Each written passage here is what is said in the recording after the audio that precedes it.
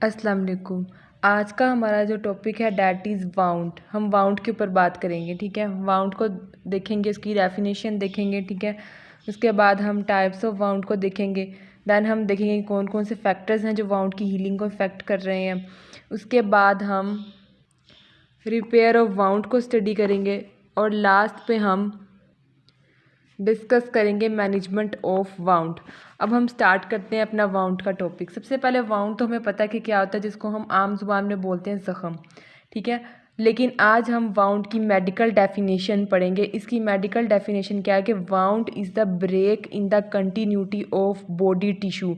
किसी भी body tissue के, हमारी जो बॉडी के अंदर डिफरेंट टिश्यूज़ मौजूद हैं, उनमें से किसी भी टिश्यू की अगर कंटिन्यूटी ब्रेक हो जाती है, ठीक है, तो हम उसे बोलते हैं कि ये हमारे पास है वाउंड। और ये हो किस वजह से सकता है, किसी भी एक्सटर्नल एक्शन की वजह से। एक्सटर्नल एक्शन का क्या मतलब है कि किसी कट की वजह से हो सकता है, ट्रोमा वगैरह की वजह से हो सकता है, ठीक है, और हीमाटोमस की वजह से हो सकता है। हीमाटोमस ब्लड क्लॉट्स बन जाते हैं, और हमारे पास ब्रूजिंग की वजह से भी हो सकता है, नील वगैरह पड़ने की वजह से, ठीक है। क्या है कि break in the continuity of body tissue due to any external action like cut, trauma, haematoma, bruise वगैरह की वजह से जो है वो वाउंड बन रहा होता है। नेक्स्ट अगर हम बात करें टाइप्स ऑफ वाउंड की, तो हमारे पास दो टाइप्स होती हैं। Number 1 is tidy wound and number 2 is untidy wound. जो हमारे पास टाइडी वाउंड होता है ना, ये क्लीन होता है। क्लीन से मुराद क्या है कि टाइडी वाउंड के अंदर जो कट लगता है ना, वो क्लीन होता है, लाइक बिल्कुल साफ़ सुथरा। जिस तरह नाइफ़ का हमें कट लगता है, नाइफ़ कट, जिस तरह नाइफ़ कट बिल्कुल क्लीन होता है ना, उस तरह का जो कट है उसे हम बोलते हैं कि टाइडी वाउंड होता है, ठीक है। इसमें क्या होता है कि इसके अंदर तमाम डेड सेल्स नहीं होते, ठीक है। इसके अंदर सारे के सारे जो हैं डेड सेल्स नहीं होते। इसके अंदर कुछ हेल्दी टिश्यूज़ या हेल्दी सेल्स भी इन्वॉल्व होते हैं। नेक्स्ट अगर हम इसकी बात करें तो इसके अंदर जो टिश्यू लॉस है वो कभी कभी होता है, यानी हम कह सकते हैं कि टाइडी वाउंड के अंदर लेस टिश्यू लॉस होता है, ठीक है। और इसको हम जो है इंसाइज्ड कर सकते हैं, ठीक है। इसको हम मतलब ट्रीट किस तरह करते हैं कि इसमें हम स्टिचेस वगैरह लगाते हैं, ठीक है। और इसके अंदर जो है ना, टाइडी वाउंड के अंदर रेगुलर मसल डैमेज हो रहा होता है।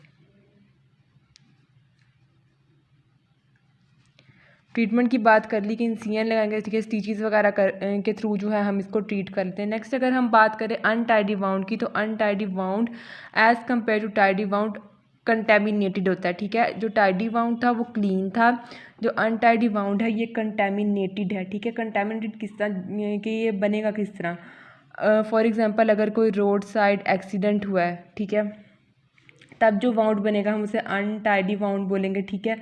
और मतलब जिस तरह बुलेट फायर या मिज़ाइल वगैरह से, किससे, बुलेट फायर और मिज़ाइल वगैरह से जो वाउंड बनते हैं उन्हें भी हम जो है अनटाइडी वाउंड की कैटेगरी के अंदर ही लेकर आते हैं। नेक्स्ट अगर हम बात करें कि इसके अंदर जो है टिश्यू लॉस की बात करें, तो इसके अंदर टिश्यू लॉस ज़्यादा होता है, ठीक है, as compare to tidy wound. उसके अंदर सेल्डम हो रहा था, इसके अंदर ओफन हो रहा है, ठीक है। ओफन टिश्यू लॉस, अक्सर टिश्यू लॉस होता है इसके अंदर, उसके अंदर कभी कभार होता है, मीन्स कम होता है। इसके अंदर ओफन टिश्यू लॉस होता है, यानी मोर टिश्यू लॉस होता है। टाइडी वाउंड के अंदर रेगुलर मसल डैमेज था, अनटाइडी वाउंड के अंदर इरेगुलर मसल डैमेज हो रहा होता है। और इसके अंदर जो है डीवाइटलाइज टिश्यूज़ होते हैं, ठीक है। उसके अंदर सिर्फ और सिर्फ हेल्दी टिश्यू भी इन्वॉल्व थे और डेड टिश्यूज़ भी इन्वॉल्व थे। इसके अंदर ओनली डेड टिश्यूज़ इन्वॉल्व हो रहे होते हैं, ठीक है। और ये जो वाउंड है ये क्रश्ड और एवल्स वाउंड होता है। जैसे हमें पता है कि रोड साइड एक्सीडेंट वगैरह में, बुलेट वगैरह में वो पूरा क्रश हो जाता है वाउंड, तो इसलिए हम इसे क्रश्ड या एवल्स्ड वाउंड कहते हैं। नेक्स्ट हम बात कर लेते हैं कि कौन कौन से फैक्टर्स हैं जो वाउंड की हीलिंग को इफेक्ट करते हैं। सबसे पहले है साइट ऑफ वाउंड, देन है स्ट्रक्चर्स इन्वॉल्व, देन है mechanism of wounding incision, fourth पे है कंटेमिनेशन, एंड लास्ट पॉइंट है other local factors vascular insufficiency, ठीक है। अदर लोकल फैक्टर्स में और भी आ जाते हैं, वो हम देखते हैं।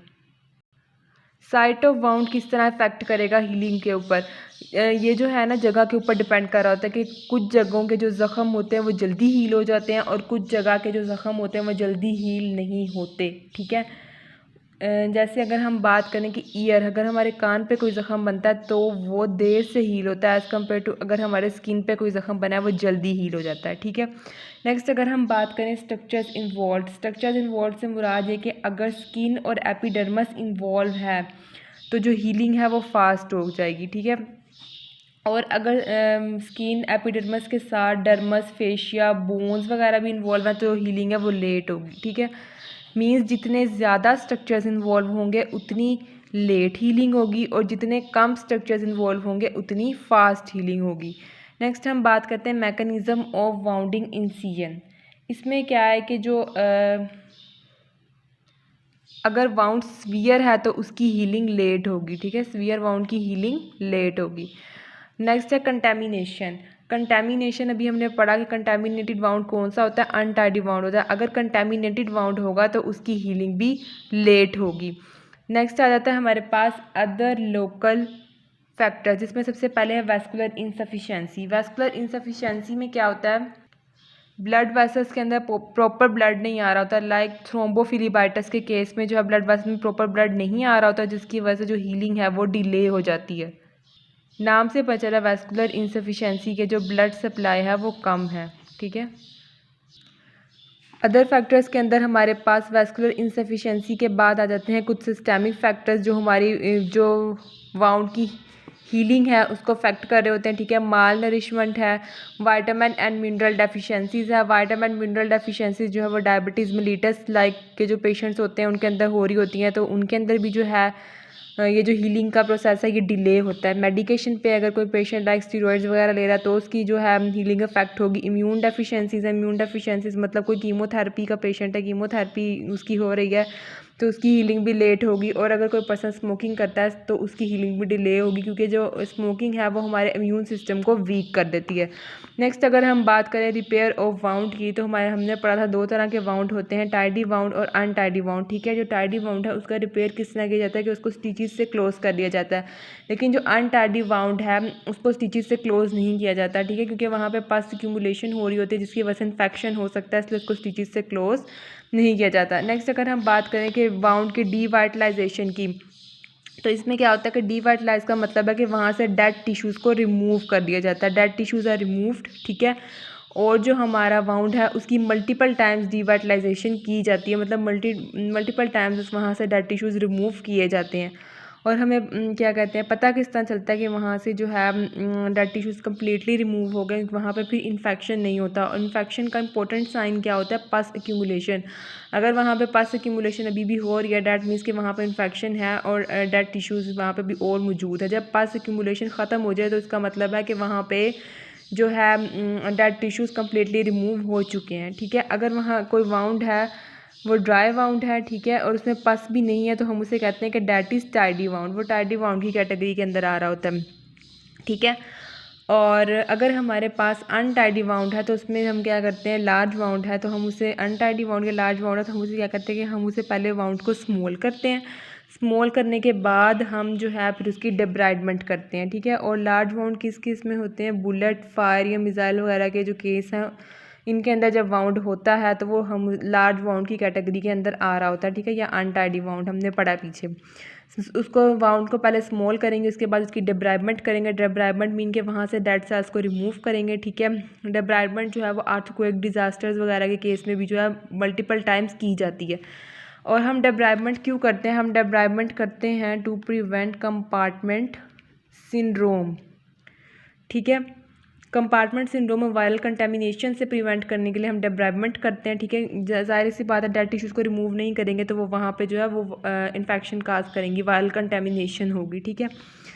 और ये मैंने बता दिया कि बुलेट, फायर, मिसाइल वगैरह लार्ज वाउंड की कैटेगरी में है तो इनकी डिवाइटलाइजेशन इस तरह होगी। अर्थक्वेक डिजास्टर्स वगैरह केस में भी हम मल्टीपल टाइम डिब्राइडमेंट करते हैं। बर्न्स, नेक्स्ट आता है बर्न्स में क्या हो रही होती है कि इसमें हीट एक्यूमुलेशन हो रही होती है तो इसमें जो है वो चांसेस होते हैं डेवलपमेंट के कंपार्टमेंट सिंड्रोम के। तो हम क्या करते हैं कि बॉडी पे 3 जगह कट लगाते हैं। कट लगाने की वजह से क्या होता है कि वहाँ पे जो हीट है वो रिलीज़ हो जाती है बॉडी से और वो अंदर प्रेशर काज नहीं करती और कंपार्टमेंट सिंड्रोम डेवलप नहीं होता। नेक्स्ट हम बात कर लेते हैं बाइट की। बाइट भी जो है वो एक टाइप ऑफ वाउंड ही है, ठीक है। 3 टाइप्स होती हैं हमारे पास बाइट की, ठीक है। नॉर्मली जो है वो इंसेक्ट बाइट ही हम कह रहे होते हैं, जैसे इंसेक्ट काट ले तो वो बाइट की कैटेगरी में आ रहा होता है। कि मैंने एग्जांपल दिया, ठीक है। कोई भी चीज़ काट सकती है, ज़रूरी नहीं इंसेक्ट बाइट ही हो। नेक्स्ट हमारे पास 3 टाइप्स हैं बाइट की। After bite skin is punctured, कि बाइट के बाद स्किन पंक्चर हो जाती है। जैसे कोई मक्खी जब बाइट करती है तो वो स्किन को पंक्चर कर देती है, ठीक है। सेकंड कैटेगरी के बाइट के बाद स्किन एवर्स्ड हो जाती है, ठीक है। एवर्स में स्किन बाहर आ जाती है। जैसे अगर डॉग बाइट हो तो उसमें आपने देखा होगा कि स्किन एवर्स्ड हो जाती है। लास्ट कैटेगरी हमारे पास है कि जब बॉक्सर्स जो है वो अपने हाथ से पंच मारते हैं तो उसमें क्या होता है कि उनके मेटाकार्पोफिनिंजियल जॉइंट जो है वो अफेक्ट हो जाते हैं। ये भी बाइट की थर्ड कैटेगरी के अंदर आता है। लास्ट में हम बात कर लेते हैं मैनेजमेंट ऑफ वाउंड की। सबसे पहले हम जो है वो वाउंड को क्लीन करेंगे। क्लीन करने के बाद हम जो है वाउंड की जो कोज़ है उसको आइडेंटिफाई करेंगे। थर्ड नंबर पे हम डेब्राइबमेंट करेंगे, डेड सेल्स को रिमूव करेंगे। रोड साइड एक्सीडेंट वगैरह के केस में, ठीक है, वहाँ पर इन्फेक्शन हुई होती है तो वहाँ से जो है हम इन्फेक्शन के चांसेस को कम करने के लिए वहाँ से डेड सेल्स को रिमूव करेंगे, ठीक है। डेब्राइबमेंट को हम एक और चीज़ से भी कम कर सकते हैं कि हम प्रेशर वाटर यूज़ करते हैं, कि हम उस जगह के ऊपर प्रेशर के साथ वाटर डालते हैं। तो उसमें क्या होता है कि जब वाटर एक जगह पे प्रेशर के साथ डालेगा तो वहाँ से उस बॉडी के उस पार्ट से तमाम डेड स्किन सेल्स रिमूव हो जाते हैं, ठीक है। नंबर 4 पे आता है रिपेयर ऑफ टिश्यूज़, नंबर 5 पे है रिप्लेसमेंट ऑफ टिश्यूज़, और नंबर 6 पे है कि स्किन को फिर कवर कर दिया जाता है, क्लोज कर दिया जाता है, ठीक है। किस तरह करेंगे वाउंड की मैनेजमेंट? सबसे पहले वाउंड को क्लीन करेंगे, फिर उसकी कोज को आइडेंटिफाई करेंगे, देन वहाँ से डेब्राइबमेंट करेंगे, फिर टिश्यूज़ की रिपेयरिंग करेंगे, उसके बाद टिश्यूज़ की रिप्लेसमेंट करेंगे। उसके बाद हम वाउंड को या उस जगह को वहाँ पे स्किन के साथ कवर कर देंगे, स्किन के फ्लैप के साथ। ये था हमारा वाउंड का टॉपिक, जिसके अंदर हमने हर चीज़ को कवर करने की कोशिश की। अगर आपको कोई भी क्वेश्चन है तो आप मुझसे पूछ सकते हैं, और अगर आपको ये नोट्स PDF की फॉर्म में चाहिए हो तो आप मेरे इंस्टाग्राम अकाउंट पर मुझसे कॉन्टैक्ट कर सकते हैं। Thank you for watching my video.